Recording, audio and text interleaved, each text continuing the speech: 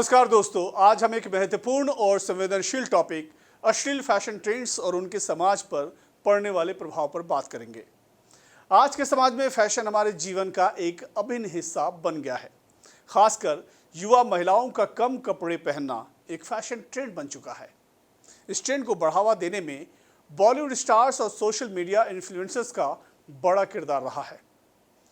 TV पर चल रहे वल्गर शोज जैसे कॉफी विद करण में आजकल जो माहौल देखा जा रहा है वो समाज में मोरल वैल्यूज और शालीनता की गिरावट को दर्शाता है।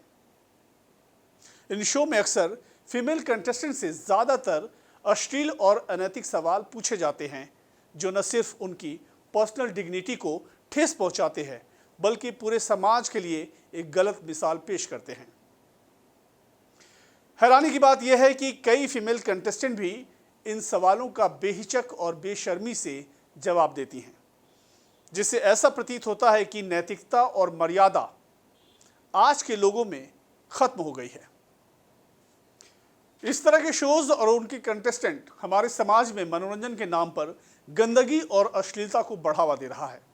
ये बेहद चिंताजनक है कि इस तरह की बातें अब सामान्य हो गई हैं और लोग इसे मनोरंजन के नाम पर स्वीकार भी कर रहे हैं। ये हमारी आने वाली नस्लों के लिए एक खतरनाक मिसाल कायम कर रहा है। इसकी शुरुआत की बात करें तो हमें राज कपूर की फिल्मों का जिक्र करना होगा। राज कपूर की फिल्मों में सबसे पहले नग्नता और कम कपड़े पहनने का चलन देखा गया। उनकी फिल्मों ने उस समय के समाज में एक नया फैशन ट्रेंड सेट किया जो आज भी जारी है।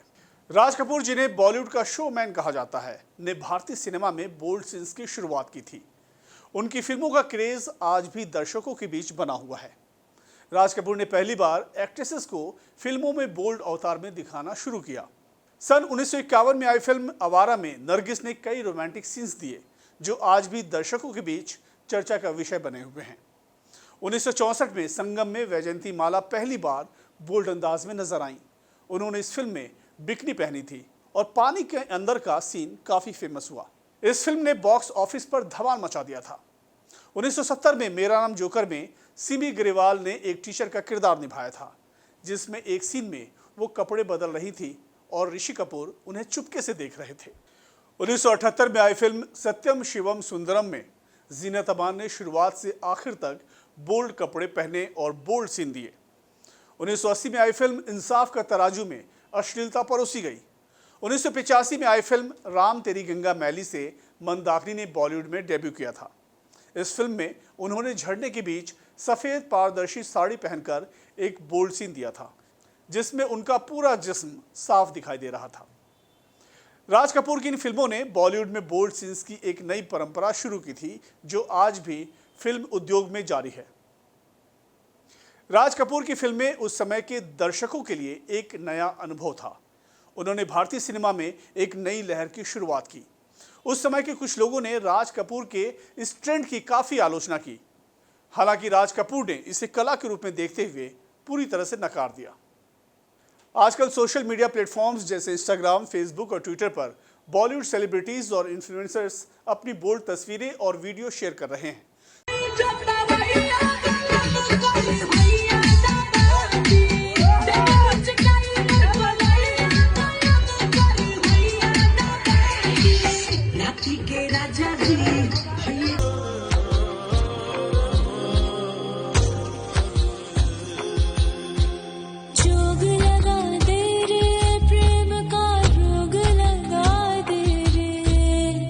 जो युवाओं को काफ़ी आकर्षित कर रहे हैं।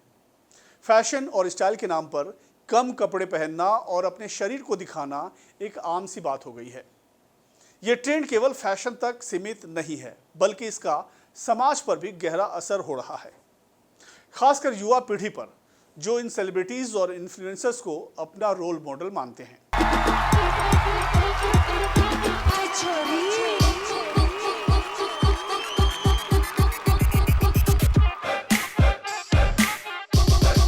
फैशन का ये चलन आत्मसम्मान और शरीर की छवि पर बुरा भी असर डाल रहा है।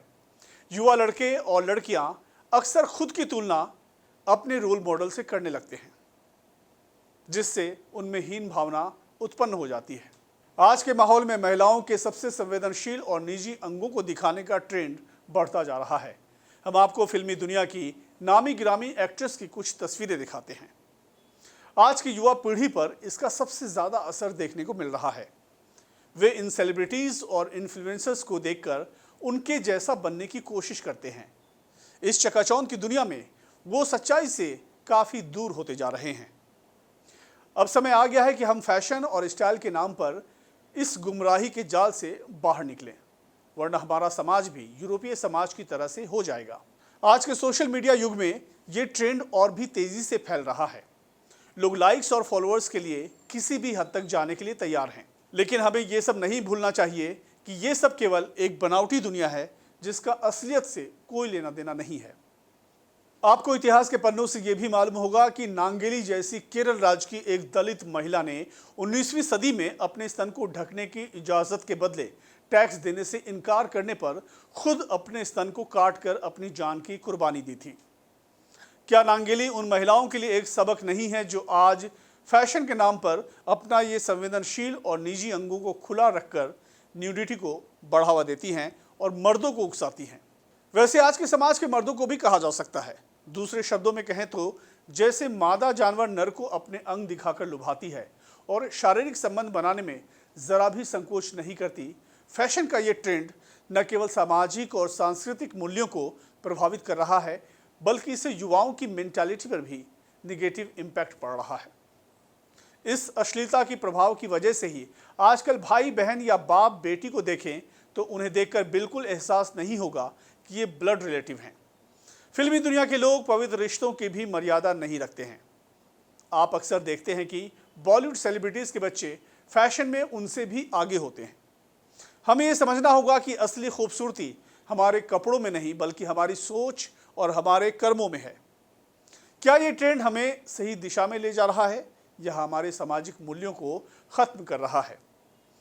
फैशन का असली मतलब सेल्फ कॉन्फिडेंस और पर्सनालिटी को उभारना है, न कि अपने शरीर का दिखावा करना। वैसे तो फिल्मी सितारों का कोई धर्म नहीं होता, उनका धर्म तो सिर्फ पैसा कमाना होता है, चाहे उनकी बहू बेटी जिस्म ही बेचकर क्यों न कमाए।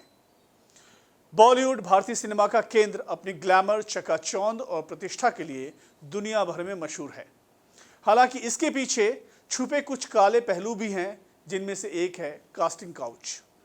कास्टिंग काउच का मतलब फिल्म उद्योग में मौजूद उस बुराई से है जिसमें उभरते हुए कलाकारों को फिल्म में रोल दिलाने के बदले यौन संबंध बनाने के लिए मजबूर किया जाता है। नए और महत्वाकांक्षी कलाकार जो अपने करियर को आगे बढ़ाने के लिए अवसरों की तलाश में रहते हैं, कभी कभी इसका शिकार बन जाते हैं। डायरेक्टर या प्रोड्यूसर अपनी ताकत का इस्तेमाल कर इन कलाकारों का शोषण करते हैं। हाल के वर्षों में कई नामचीन एक्टर्स और एक्ट्रेसेस ने कास्टिंग काउच पर अपने अनुभव साझा किए। इनमें विद्या बालन, कंगना रनौत, ममता कुलकर्णी, शर्लिन चोपड़ा, स्वरा भास्कर जैसे नाम शामिल हैं। मीटू आंदोलन से बहुत से ज़्यादा मामले प्रकाश में आए, जिससे कई मशहूर हस्तियों पर गंभीर आरोप लगे और कुछ कानूनी कार्रवाइयां भी हुई। फैशन की इस होड़ में हम कहीं ना कहीं अपने असली रस्म और रिवाजों को भूलते जा रहे हैं।